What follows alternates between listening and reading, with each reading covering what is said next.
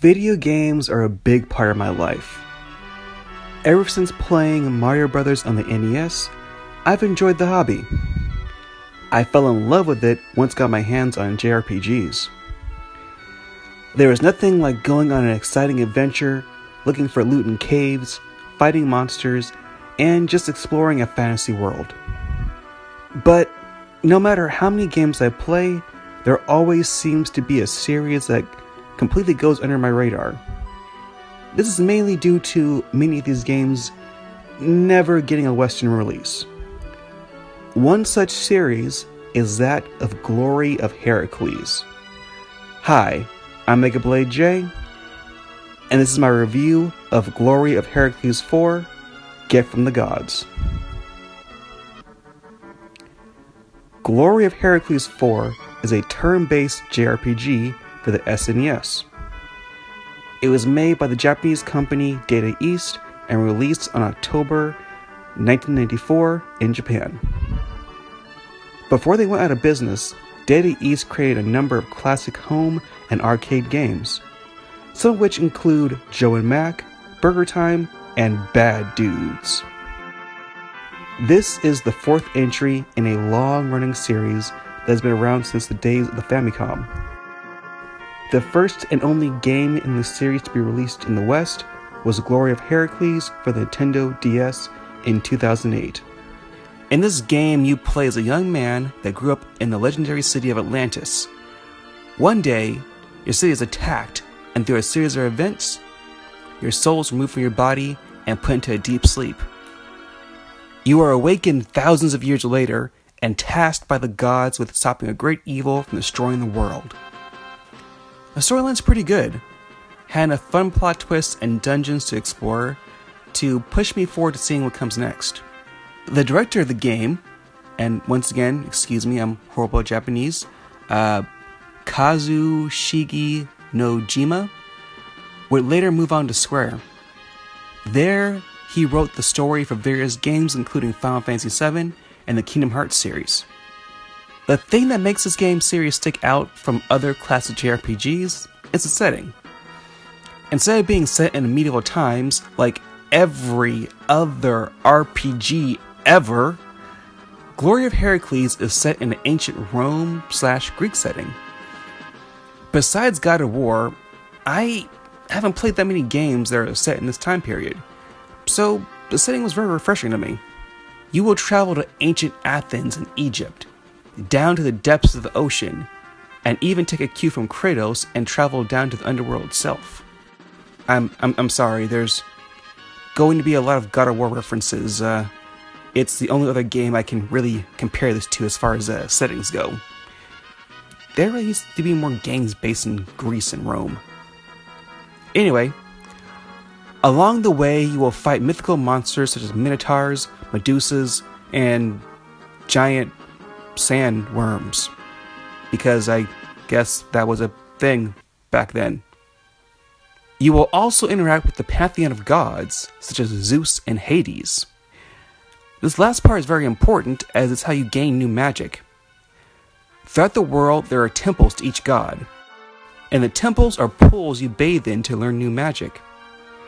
Doing so will net you everything from attack, healing, and status-affecting magic.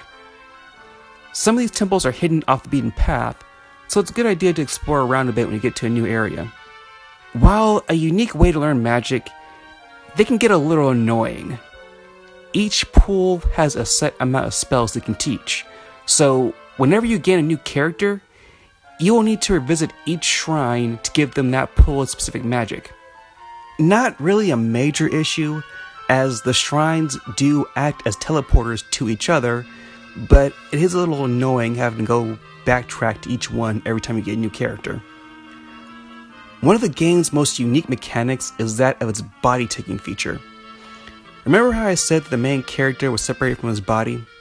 Well, now he is technically just a spirit, and as such, can possess certain people's bodies. So, you start off in the body of a dog until you wander into the first town. After talking to some people, you'll notice some of them start to flash. That's the signal that you can take over their bodies. Each person you possess has their own set of skills, attacks, strengths, and weaknesses. This way, if you're having issues fighting a boss as a farmer, you can switch off to a soldier to stand a better chance. This body switching mechanic is used throughout the game. Some characters are used to obtain side quests, get hidden items, or open locked doors, or just advance the plot.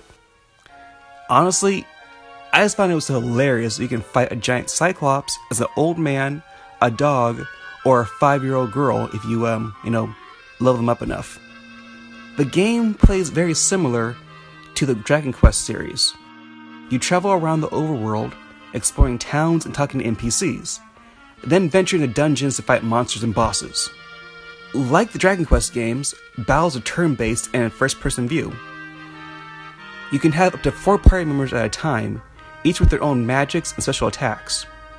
The battles can be a bit challenging before you get some decent magic, so it's not a bad idea to do a bit of grinding every once in a while. The game looks really good for its time. The overworld is dotted with forests, deserts, mountains, and many hidden details. I like how if you try and sail off the map, you'll be stopped so you don't fall off the edge of the world. It's a little small thing, but I love neat little details like that and feel that it helps to just flesh out the game's world. The many dungeons and caves are also put together very well. Each have a distinct look, with some having puzzles or riddles to solve, and others use parallax scrolling to emphasize how bottomless they can be. The enemy sprites are bright and colorful, and surprisingly, many of them have their own attack and death animations. Some animations are very impressive, with maggots bursting to a million pieces and bosses mutating into new forms mid-battle. Now, the game is not perfect. Being an old school game, the enemy encounter rate can put you into a battle almost every other step. It can also be a bit vague at times. For example, the body switching mechanic. The game said you can take over other people's bodies, but it didn't really explain how to do that. I traveled a decent distance stuck as a dog. Eventually, I just started screwing around with the menus and figured it out on my own. One thing that truly surprised me, though, was that there was post-game content. Most games during this time just ended, but this one has more stuff to do once you beat the main story. A new dungeon opens up that contains 40 extra challenging bosses. Just a heads up though, there are no rewards for beating all 40 bosses, just the reward of knowing you beat everything the game had to throw at you. You know, for those OCD completionists. Overall, it was a very good game. It has colorful graphics, interesting story, fun combat, and took around 16 hours to beat. The game was fun and has me very interested in trying out the other games in the series. The game was only released in Japan, but there's a fan-made translation online. If you're a fan of old school JRPGs, give this game a try.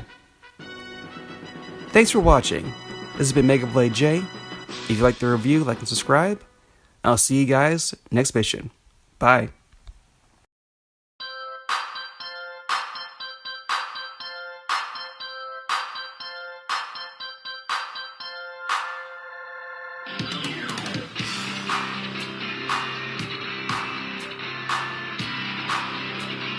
One thing that truly surprised me, though, was that there actually was post-game content. Alien contact. Blech. The game plays very similarly. Similarly.